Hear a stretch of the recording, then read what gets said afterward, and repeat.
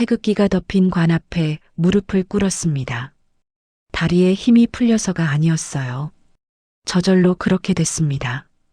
11월에 키이우는 차가웠지만 저는 추위를 느끼지 못했어요.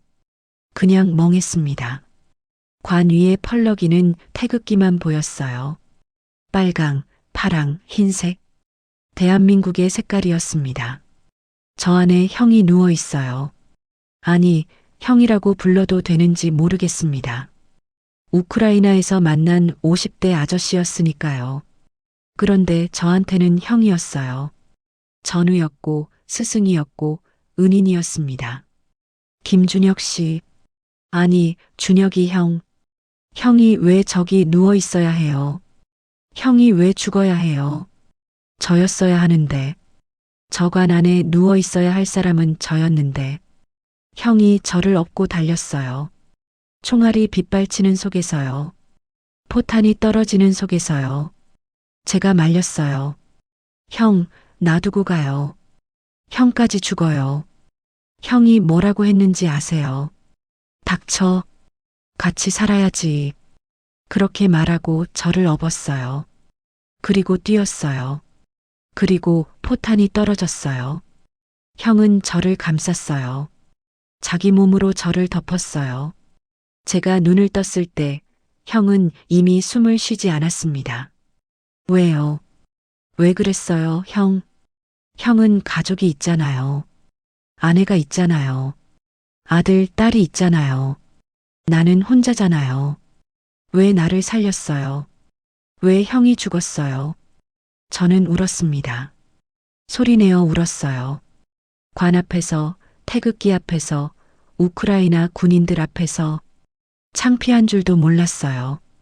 그냥 울었습니다. 형, 미안해요. 고마워요. 사랑해요. 형 덕분에 제가 살았어요. 형 이야기 제가 전할게요. 세상에 알릴게요.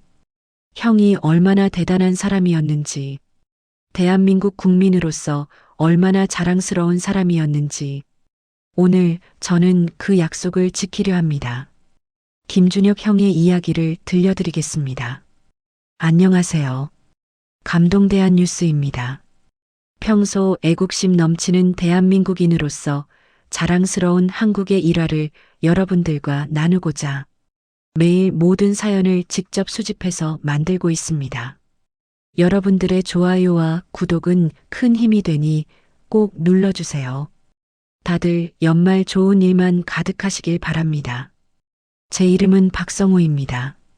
38살이에요. 원래는 부산에서 작은 카페를 운영했습니다. 해운대 근처 골목에 있는 테이블 5개짜리 작은 가게였어요. 아침에 원두 볶고, 낮에 손님 맡고, 저녁에 정리하는 그런 삶이었습니다. 특별할 것 없는 일상이었어요. 결혼은 안 했습니다. 여자친구가 있긴 했는데 3년 전에 헤어졌어요. 성격 차이라고 했지만 솔직히 제가 문제였던 것 같아요. 뭔가에 몰두하면 주변이 안 보이는 성격이거든요. 그래서 혼자 살았습니다. 부모님은 경상도 시골에 계시고 누나는 서울에서 직장 다니고 명절 때나 얼굴 보는 그런 관계였어요. 그게 제 전부였습니다. 2022년 2월 러시아가 우크라이나를 침공했다는 뉴스를 봤습니다. 카페에서 커피 내리다가 TV를 봤어요. 탱크가 국경을 넘고 미사일이 도시를 때리는 장면이 나왔습니다. 처음엔 먼 나라 일이었어요. 유럽 어딘가에서 벌어지는 전쟁, 나와는 상관없는 일이라고 생각했죠. 손님이 들어왔습니다. 아메리카노 한 잔이요. 네, 잠시만요. 그렇게 일상은 계속됐어요. 전쟁은 화면 속 일이었고 제 현실은 커피와 손님이었습니다. 그런데 이상하게 그 뉴스가 머릿속에서 떠나지 않았어요. 밤에 자려고 누우면 화면에서 봤던 장면들이 떠올랐습니다. 도망치는 사람들, 무너지는 건물, 울부짖는 아이들. 왜 이렇게 신경이 쓰이지? 나랑 상관없는 일인데. 그렇게 생각하면서도 계속 뉴스를 찾아봤어요. 유튜브도 보고 기사도 읽고 SNS도 뒤졌습니다. 우크라이나 민간인들이 화염병을 만드는 영상을 봤을 때 가슴이 뜨거워졌어요. 저 사람들은 조국을 지키려고 맨손으로 싸우고 있구나. 나는 뭘 하고 있지? 그런 생각이 스쳤습니다. 시간이 흘렀습니다. 전쟁은 계속됐고 저도 계속 관심을 가졌어요. 세계 각국에서 의용군이 모인다는 소식도 들었습니다. 미국인, 영국인, 캐나다인, 일본인까지 자유를 위해 싸우겠다며 총을 들고 간 사람들이요. 저는 그 뉴스를 볼 때마다 묘한 기분이 들었어요. 부러운 건지, 부끄러운 건지, 저 사람들은 뭐가 달라서 저렇게 할 수 있는 걸까? 나는 왜 여기서 커피나 팔고 있는 걸까? 그런데 그때까지는 그냥 생각이었어요. 진지하게 고민한 건 아니었습니다. 나 같은 평범한 사람이 전쟁터에 가다니 말도 안 되잖아요. 그러다 2024년 10월이 됐습니다. 그날도 평범한 하루였어요. 카페 문 닫고 집에 들어와 TV를 켰습니다. 속보가 떴어요. 북한군이 러시아에 파병됐다는 소식이었습니다. 저는 리모컨을 놓쳤어요. 화면에 글자가 선명하게 보였습니다. 북한군 1만 명 이상 러시아 파병 추정. 저는 소파에서 일어났습니다. 뭐라고? 북한군? 러시아 편에서? 같은 민족이, 같은 언어를 쓰는 사람들이 저 먼 땅에서 자유를 위해 싸우는 사람들을 죽이러 간다고? 그날 밤 잠을 이룰 수가 없었습니다. 천장만 바라보며 생각했어요. 북한 청년들이 김정은의 명령으로 총을 들고 우크라이나로 가고 있어. 저 친구들은 선택권이 없었겠지. 가라면 가야 하는 거니까. 불쌍하기도 해. 그런데 그렇다고 해서 가만히 있을 수 있어? 북한이 독재의 편에 섰는데 자유의 편에 서는 한국인이 한 명도 없다고? 그게 말이 돼? 가슴이 뜨거워졌습니다. 분노가 아니었어요. 뭐라고 해야 할까? 사명감 같은 거였습니다. 내가 가야 해. 내가 가서 균형을 맞춰야 해. 북한군이 저기 있으면 한국인도 있어야지. 자유의 편에. 다음 날부터 인터넷을 뒤지기 시작했습니다. 우크라이나 의용군 모집 정보를 찾았어요. 해외 커뮤니티를 읽고 참전 경험자들의 후기를 찾아봤습니다. 어떻게 지원하는지, 어떤 훈련을 받는지, 전선에서는 어떤 임무를 하는지 하나하나 메모했어요. 솔직히 무서웠습니다. 죽을 수도 있다는 거 알았어요. 그런데 멈출 수가 없었습니다. 이건 내가 해야 할 일이야. 지금 아니면 평생 후회할 거야. 체력 훈련을 시작했습니다. 새벽에 해운대 해변을 달렸어요. 모래사장을 뛰면 다리 근력이 좋아진다고 하더라고요. 집에서 팔굽혀펴기, 윗몸 일으키기, 스쿼트 매일 했습니다. 군대는 육군 만기 제대했는데 그게 10년도 더 된 일이에요. 체력이 예전 같지 않았습니다. 숨이 차고 근육이 아프고 무릎이 삐걱거렸어요. 그래도 멈추지 않았습니다. 가야 해. 갈 거야. 부모님께 말씀드려야 했습니다. 전화를 걸었어요. 어머니가 받으셨습니다. 성우야, 웬일이니? 평소에 전화 안 하더니. 저는 심호흡을 했습니다. 어머니, 제가 드릴 말씀이 있어요. 어머니가 웃으셨어요. 뭔데 장가 간다는 소리야? 저는 말했습니다. 아니요. 우크라이나에 가려고요. 의용군으로요. 전화기 너머로 침묵이 흘렀습니다. 한참 뒤에 어머니가 말씀하셨어요. 뭐라고? 내가 잘못 들은 거지? 저는 다시 말했습니다. 우크라이나요. 전쟁터요. 가려고요. 어머니가 우셨습니다. 전화기 너머로 흐느끼는 소리가 들렸어요. 미쳤니? 거기 사람 죽는 곳이야. 왜 네가 가? 네가 왜 거기를 가? 저는 설명했어요. 북한군 얘기, 자유를 위해 싸우고 싶다는 얘기, 대한민국 사람으로서 가만히 있을 수 없다는 얘기. 어머니는 한참을 우셨습니다. 아버지도 전화를 바꿔 받으셨어요. 성우야, 아버지다. 제발 다시 생각해라. 네가 뭔데 거기를 가. 젊은 사람들도 많잖아. 군인들도 있잖아. 저는 대답했어요. 아버지, 저도 무서워요.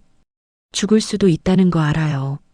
그런데 북한군이 저기서 사람 죽이고 있는데 저는 여기서 편하게 커피 팔 수가 없어요. 그게 제 양심이에요. 아버지가 한숨을 쉬셨습니다. 네 성격 내가 모르겠니? 한번 마음 먹으면 안 꺾이잖아. 알았다. 가라. 대신 살아서 돌아와라. 이 아버지 소원이 그거다. 저는 눈물이 났어요.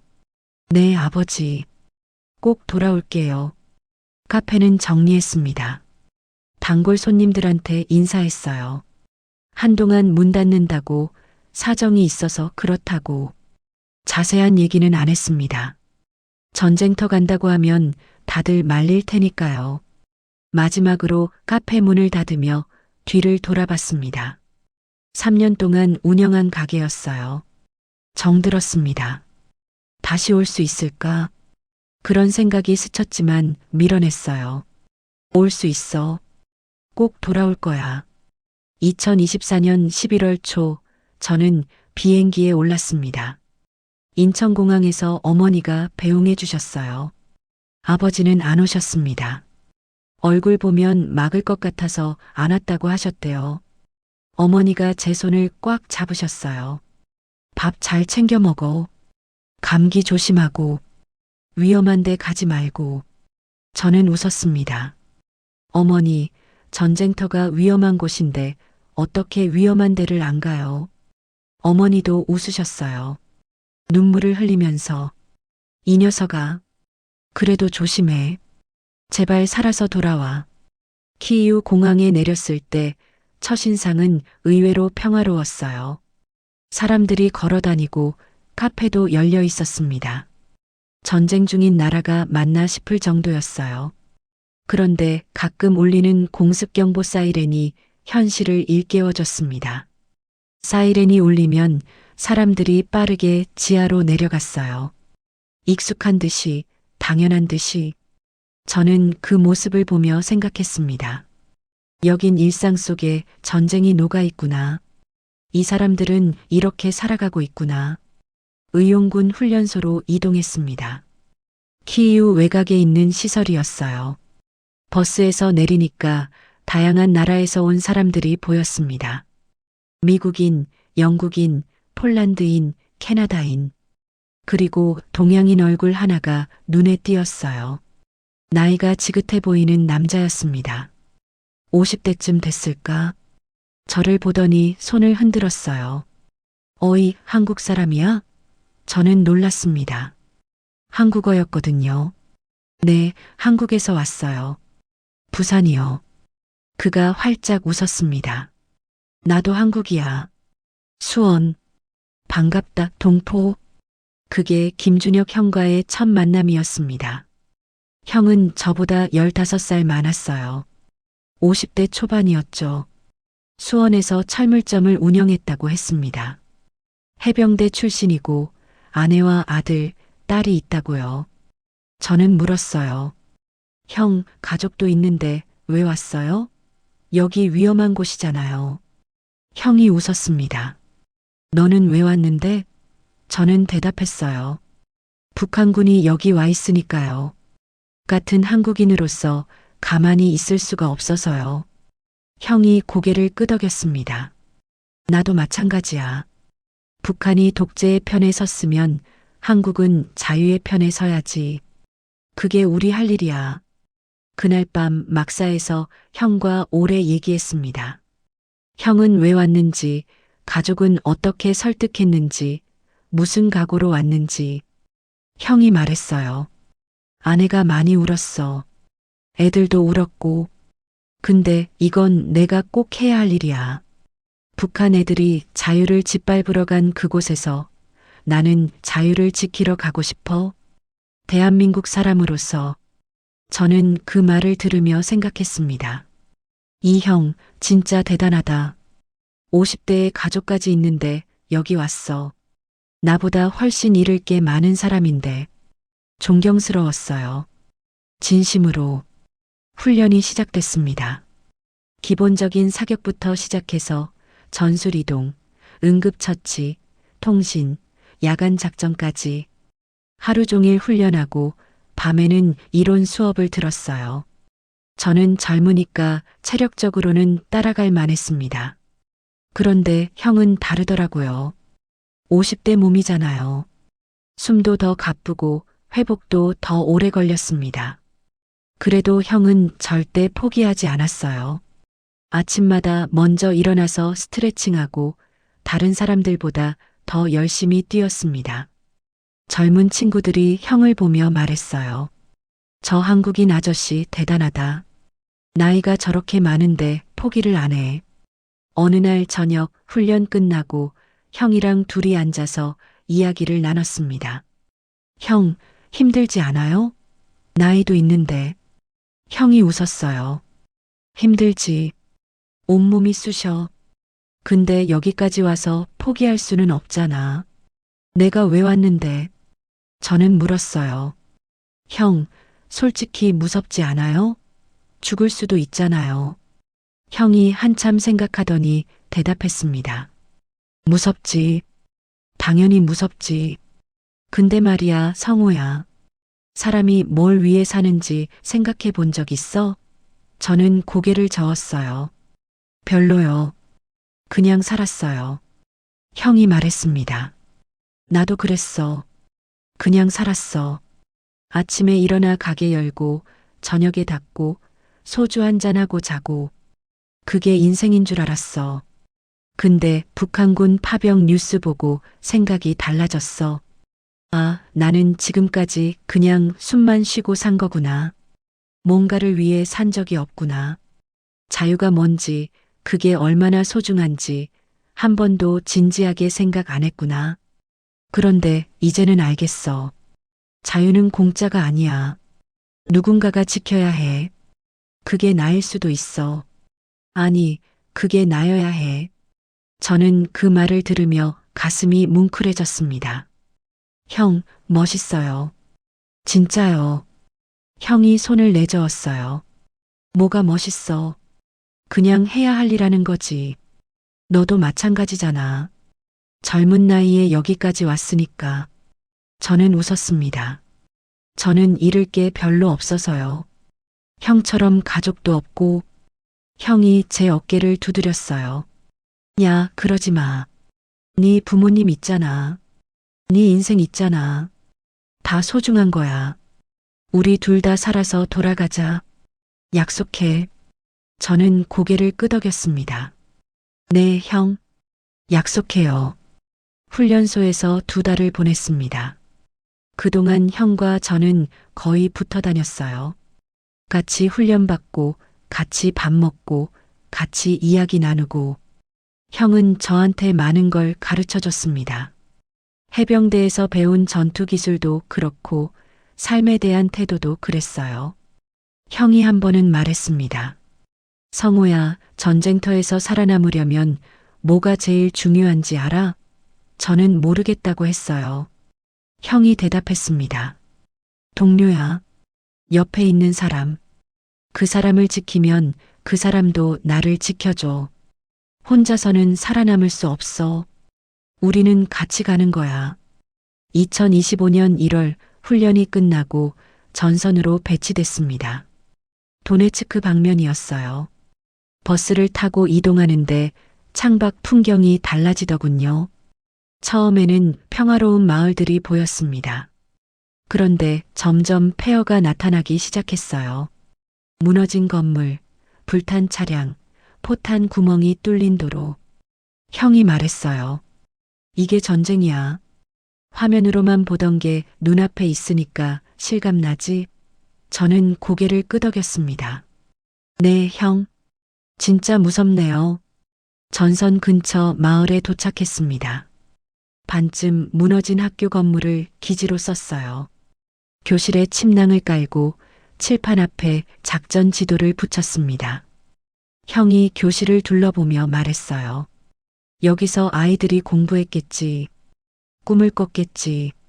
근데 지금은 군인들이 총을 들고 있어.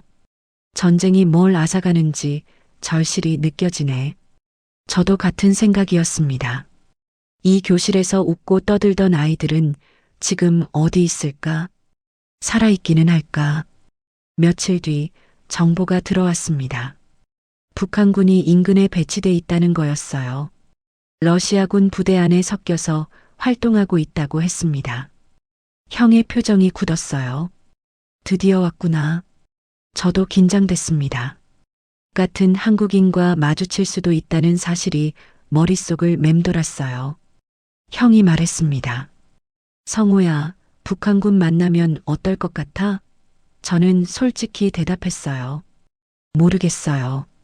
무섭기도 하고 이상하기도 하고 같은 말 쓰는 사람들인데 적이라니. 형이 고개를 끄덕였어요. 나도 그래. 솔직히 그들이 불쌍해.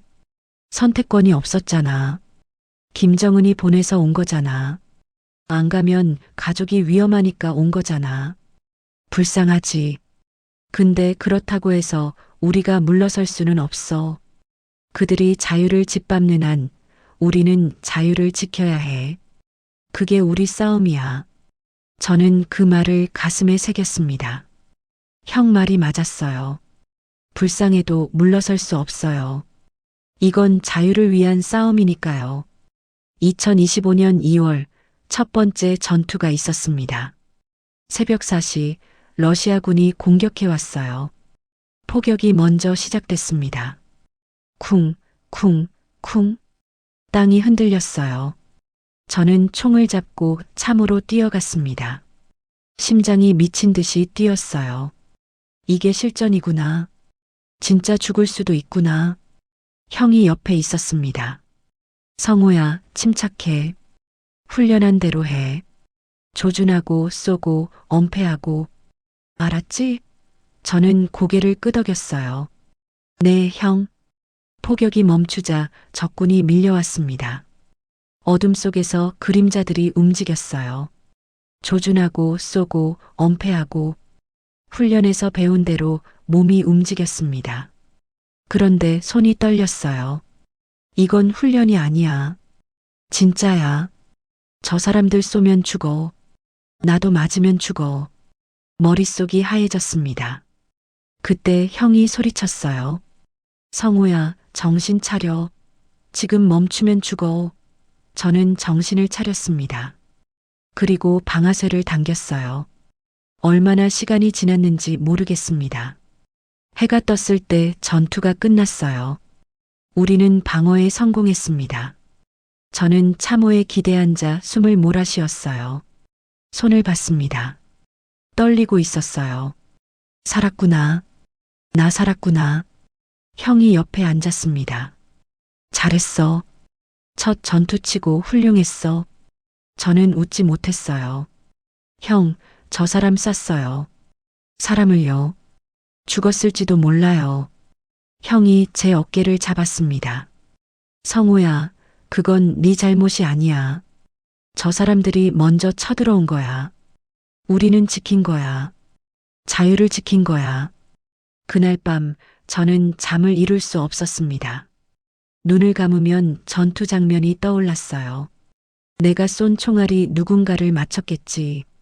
그 사람도 누군가의 아들이었겠지. 부모가 있었겠지. 이름이 있었겠지. 죄책감이 밀려왔습니다. 형이 옆에서 말했어요. 성호야, 자책하지 마. 전쟁이 원래 그래. 아무도 원해서 죽이는 게 아니야. 살려고 하는 거야. 지키려고 하는 거야. 네가 오늘 버텼으니까 옆에 있는 동료가 살아남은 거야. 그걸 기억해. 2025년 3월이 됐습니다. 전선에서의 생활에 조금씩 적응해 갔어요. 매일이 긴장의 연속이었지만 루틴이 생겼습니다. 아침에 일어나 장비 점검하고 경계 근무 서고 틈틈이 정보 분석하고 밤에는 교대로 잠을 잤어요. 형과 저는 여전히 붙어 다녔습니다. 형이 제 멘토 같은 역할을 해줬어요. 전투 기술도 마음가짐도 다 형한테 배웠습니다. 어느 날 이상한 무전이 잡혔습니다. 한국어였어요. 북한군 통신이었습니다. 엄폐해라, 적 움직임 포착됐다. 동지들 조심해라. 저는 그 무전을 들으며 소름이 돋았습니다. 같은 말을 쓰는데 우리는 적이 됐구나. 형도 그 무전을 들었어요. 형의 표정이 복잡했습니다. 저 친구들 뭘 위해 싸우는지나 알까? 자유가 뭔지나 알까? 저는 대답했어요. 아마 모를 거예요. 선택권이 없었으니까요. 형이 고개를 끄덕였습니다. 그래서 더 슬퍼. 3월 중순 부대에서 특별한 제안이 들어왔습니다. 홍보 영상을 촬영하자는 거였어요. 북한군에게 보내는 메시지. 한국어를 할 수 있는 사람이 필요했습니다. 형이 나섰어요. 내가 할게. 저도 따라가겠다고 했습니다. 형, 저도 같이 할래요. 형이 고개를 저었어요. 아니야, 성호야. 이건 내가 해야 해. 나이 먹은 사람이 말해야 무게감이 있어. 젊은 사람이 말하면 그냥 혈기 넘치는 걸로 보일 수 있어. 촬영 날이 됐습니다. 형이 카메라 앞에 섰어요. 긴장한 표정이었습니다. 저는 옆에서 지켜봤어요. 형이 심호흡을 하고 입을 열었습니다. 북한군 여러분, 저는 대한민국에서 온 의용군입니다. 여러분과 같은 한국인입니다. 같은 말을 쓰고 같은 역사를 가진 사람입니다. 여러분이 왜 여기 왔는지 압니다. 선택권이 없었겠지요. 김정은이 보내서 온 거겠지요. 하지만 여러분, 여기서 죽을 필요 없습니다. 자유를 위해 항복하십시오. 총을 내려놓으면 새로운 삶이 기다리고 있습니다. 여러분도 우리와 같은 사람입니다. 제발 더 이상 피 흘리지 마십시오. 자유의 편으로 오십시오. 형의 눈에 눈물이 고여 있었어요. 진심이었습니다. 북한군을 미워하는 게 아니라 걱정하고 안타까워하는 마음이 느껴졌어요. 저는 그 모습을 보며 생각했습니다. 이게 진짜 애국심이구나. 적도 사람으로 보는 마음. 같은 민족을 불쌍히 여기는 마음. 미움이 아니라 사랑. 영상이 SNS에 올라갔습니다. 한국에서도 화제가 됐다고 들었어요. 댓글이 수천 개가 달렸대요. 어떤 사람들은 미쳤다고 했고, 어떤 사람들은 대단하다고 했습니다. 형은 신경 쓰지 않았어요. 북한군 중 한 명이라도 마음이 흔들렸으면 그걸로 충분해. 그게 형의 바람이었습니다. 4월 초 잊지 못할 일이 있었습니다. 정찰 임무를 나갔다가 부상당한 적군을 발견했어요. 형과 저, 그리고 미국인 동료 제이크, 셋이서 정찰 중이었습니다. 숲속에 쓰러져 있는 사람이 있었어요. 러시아군 군복을 입고 있었는데 얼굴이 동양인이었습니다. 가까이 가보니 북한군이었어요. 총상을 입고 있었습니다. 숨은 붙어 있었어요. 제이크가 총을 겨눴습니다. 죽여야 해. 저기야. 형이 손을 내저었어요. 잠깐. 저 사람 봐. 저러다 죽어. 제이크가 말했습니다. 그러니까 죽이자고. 고통 없이 보내주는 거야. 형이 고개를 저었어요. 아니야. 살릴 수 있어. 저는 놀랐습니다. 형, 저 사람 저기예요. 우리 죽이려고 한 사람이에요. 형이 대답했어요. 알아. 그래도 사람이야. 그리고 같은 한국인이야. 형이 다가가서 응급처치를 시작했습니다. 북한군이 눈을 떴어요. 형을 봤습니다. 그리고 한국어로 말했어요. 뭐 하는 거야? 왜 살려? 죽여. 어차피 죽을 거야. 형이 대답했어요. 넌 저기기 전에 사람이야. 그리고 같은 한국인이야. 난 사람 죽이러 온 게 아니야. 자유를 지키러 온 거야. 북한군이 웃었습니다. 쓸쓸한 웃음이었어요. 자유, 그게 뭔데? 난 그런 거 몰라. 그냥 시켜서 왔어. 안 오면 가족이 위험하니까. 저는 그 말을 들으며 가슴이 찢어지는 것 같았습니다. 이게 북한이구나. 자유가 뭔지도 모르는 사람들, 선택권이 없는 사람들, 그들도 피해자였어요. 형이 응급처치를 마치고 말했습니다. 넌 자유를 몰라. 근데 언젠간 알게 될 거야. 그때 오늘을 기억해. 한국인이 널 살렸다는 거. 자유의 편에 있는 한국인이. 북한군이 아무 말도 하지 않았어요. 그냥 형을 바라봤습니다. 눈에 뭔가가 있었어요. 눈물인지 빛인지. 후속 요청을 했습니다. 그를 포로로 넘겼어요. 어떻게 됐는지는 모릅니다. 살았는지 죽었는지. 하지만 형의 행동은 제 마음에 깊이 남았습니다. 적도 사람으로 대하는 것. 미움이 아니라 연민으로 싸우는 것. 그게 형이었어요. 그게 제가 배운 가장 큰 교훈이었습니다. 4월 중순 전황이 급변했습니다. 러시아군의 공세가 거세졌어요. 매일 전투가 있었고 매일 누군가가 쓰러졌습니다. 우리 부대도 손실이 있었어요. 영국인 마이클이 폭격에 죽었습니다.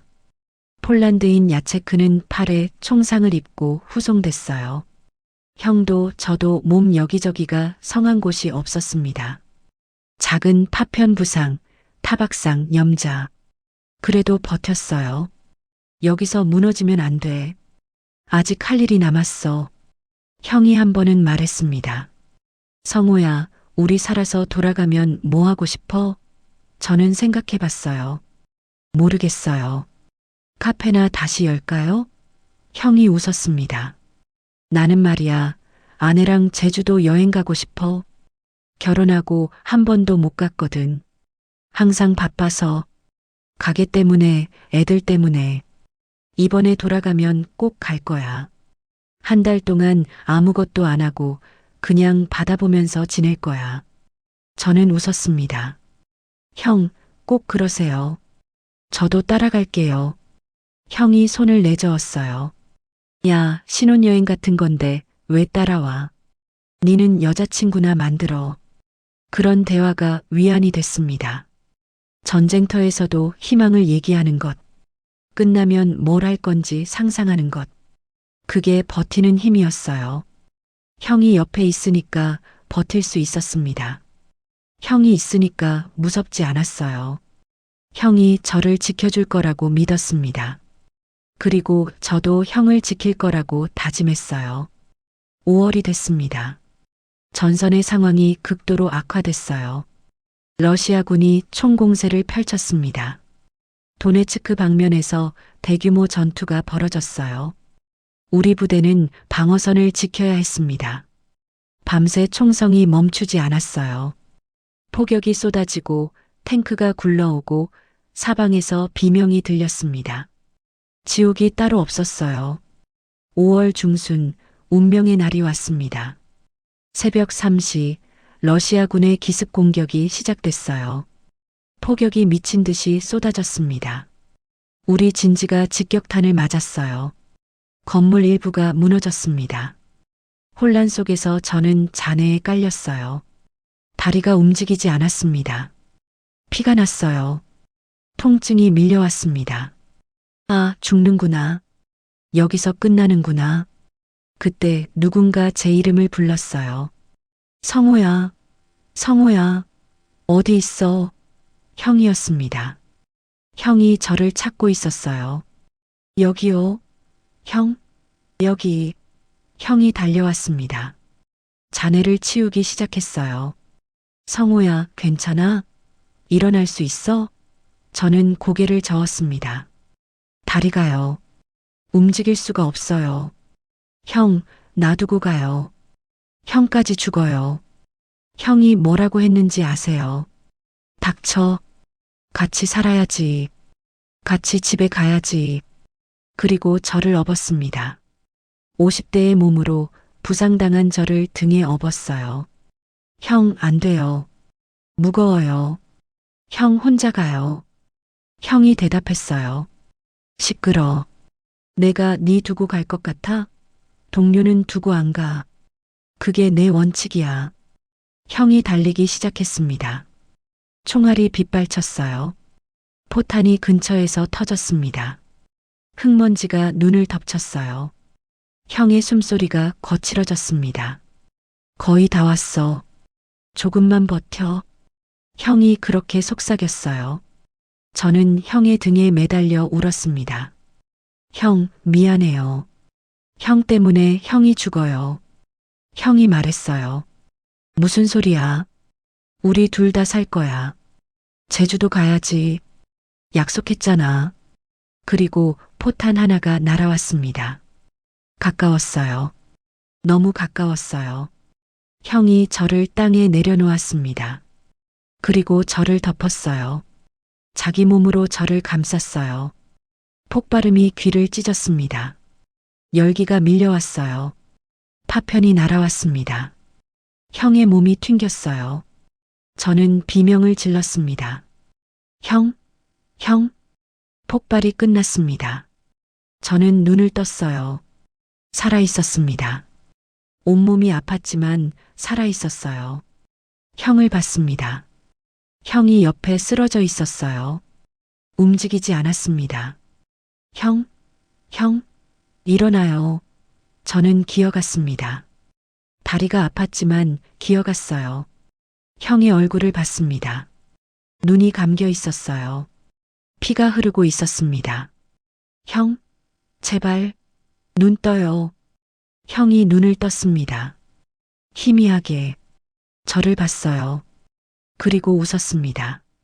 성호야, 살았구나. 다행이다. 저는 울었어요. 형, 왜 그랬어요? 왜 나를 덮었어요? 형이 죽으면 어떡해요? 형이 말했어요. 목소리가 작았습니다. 내가 말했잖아.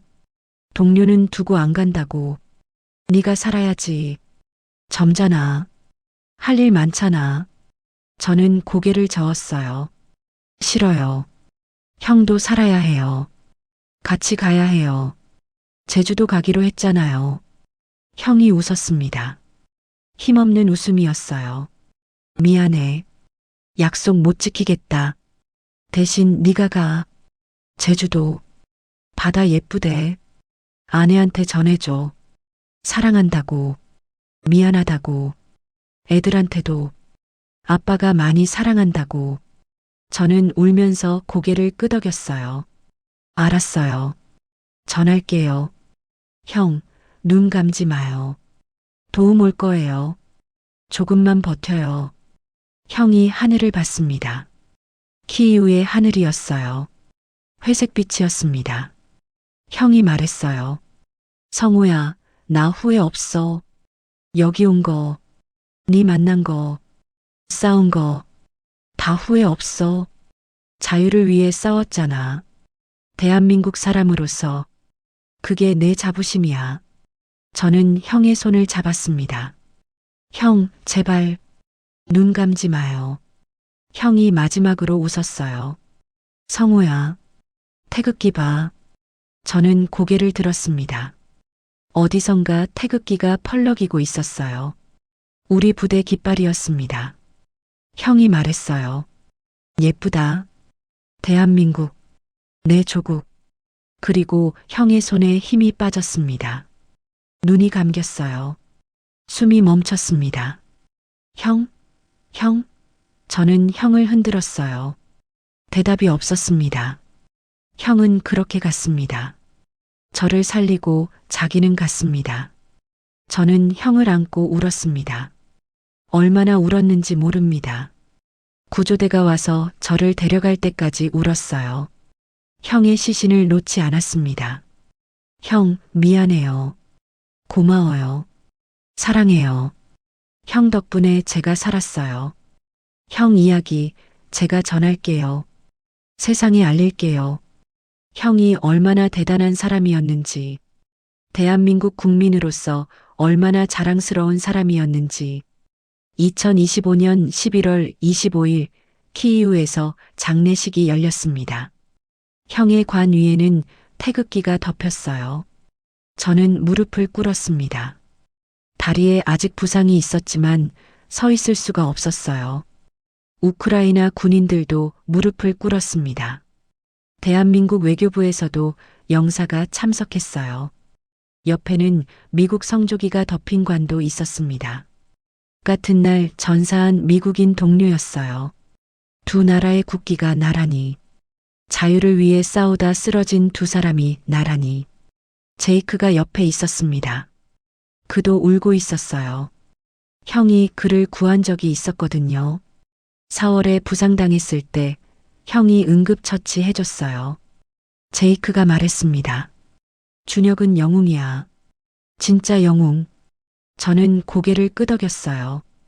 맞아요. 형은 영웅이에요. 우크라이나 장교가 연설했습니다. 이 한국인 용사는 자신의 나라도 아닌 땅에서 자유를 위해 싸웠습니다. 같은 한국인이 적편에 있는데도 그는 자유의 편을 선택했습니다. 그리고 동료를 구하려다 목숨을 잃었습니다. 이것이 진정한 용기입니다. 우리는 그를 영원히 기억할 것입니다. 저는 그 말을 들으며 울었습니다. 형, 들려요? 다들 형을 기억한대요. 영원히. 장례식이 끝난 후 저는 한국으로 돌아왔습니다. 부상 치료도 있었지만 형의 유품을 전달해야 했어요. 형의 아내를 만났습니다. 수원의 철물점 앞에서요. 가게 문은 닫혀 있었습니다. 형수님이 나오셨어요. 눈이 부어 있었습니다. 많이 우셨겠지요. 저는 형의 유품을 전달했습니다. 지갑, 시계, 그리고 형이 항상 품에 지니고 다니던 가족 사진. 형수님이 사진을 보며 울었어요. 저는 말했습니다. 형수님, 형이 마지막으로 전해달라고 했어요. 사랑한다고, 미안하다고, 제주도 가기로 했는데 못 가서 미안하다고. 형수님이 고개를 끄덕였어요. 알아요. 그 사람이 그럴 줄 알았어요. 항상 남을 먼저 챙기는 사람이었으니까. 형의 아들과 딸도 만났습니다. 아들은 20대 후반이었고 딸은 대학생이었어요. 둘 다 울고 있었습니다. 저는 말했어요. 아버지가 얼마나 대단한 분이었는지 아셔야 해요. 자유를 위해 싸웠어요. 동료를 구하려다 돌아가셨어요. 대한민국의 자랑이에요. 아들이 고개를 끄덕였어요. 알아요. 아버지 자랑스러워요. 평생 자랑스러워할 거예요. 저는 한국에 돌아와서 재활 치료를 받았습니다. 다리는 다행히 회복됐어요. 걸을 수 있게 됐습니다. 그런데 마음은 쉽게 낫지 않았어요. 밤마다 형 꿈을 꿨습니다. 형이 웃으며 말하는 꿈이요. 성호야, 잘 살아. 행복해. 그러면 저는 울면서 깼어요. 형, 미안해요. 형 덕분에 살았는데 저는 왜 이렇게 힘들어요. 시간이 지났습니다. 조금씩 나아졌어요. 형이 원했던 게 뭔지 생각했습니다. 제가 행복하게 사는 거, 자유롭게 사는 거, 그게 형이 목숨 바쳐 지킨 거잖아요. 저는 다시 부산으로 돌아왔습니다. 카페를 다시 열었어요. 이름을 바꿨습니다. 자유카페, 형을 기리는 이름이에요. 지금도 우크라이나에서는 전쟁이 계속되고 있습니다. 종전 협상이 진행 중이지만 아직 끝나지 않았어요. 북한군 1만여 명이 여전히 러시아 편에서 활동하고 있다고 합니다. 그리고 또 다른 한국인들이 자유를 위해 싸우고 있을지도 몰라요. 형처럼요. 저처럼요. 제가 왜 이 이야기를 하냐고요? 형과의 약속 때문이에요. 형 이야기를 세상에 전하겠다고 했잖아요. 김준혁 형. 수원에서 철물점 하던 50대 아저씨. 아내를 사랑했고 아이들을 사랑했고 대한민국을 사랑했던 사람. 자유를 위해 싸웠고 동료를 구하다 목숨을 잃은 사람. 대한민국의 영웅. 여러분, 이것만큼은 기억해 주세요. 태극기는 이영만리 전쟁터에서도 펄럭이고 있다는 것을. 대한민국 국민은 자유를 위해 싸울 줄 안다는 것을. 그리고 그 자유는 절대로 공짜가 아니라는 것을요. 누군가가 피 흘려 지켜야 해요. 누군가가 목숨 걸고 싸워야 해요. 김준혁 형이 그랬어요. 저를 살리기 위해 목숨을 바쳤어요. 저는 형 덕분에 살았습니다. 그래서 형처럼 살려고 해요. 남을 돕고 자유를 지키고 옳은 일을 하려고요. 그게 형한테 보답하는 길이에요. 형, 보고 있어요? 저 잘 살고 있어요. 형이 가르쳐 준 대로요. 동료를 지키고 자유를 사랑하고 후회 없이 살고 있어요. 마지막으로 한 말씀 드릴게요. 여러분, 자유롭게 사세요. 마음껏 사세요. 하고 싶은 거 하고, 먹고 싶은 거 먹고, 사랑하는 사람 사랑하세요. 그게 자유예요. 그게 대한민국이에요. 김준혁 형 같은 사람이 지키고 싶었던 거예요. 부디 행복하세요. 그게 형한테 보내는 가장 큰 선물이에요. 감사합니다. 형, 사랑해요. 그리고 안녕히 계세요. 다음 생에 다시 만나요. 그때는 제가 형 지켜줄게요. 약속해요.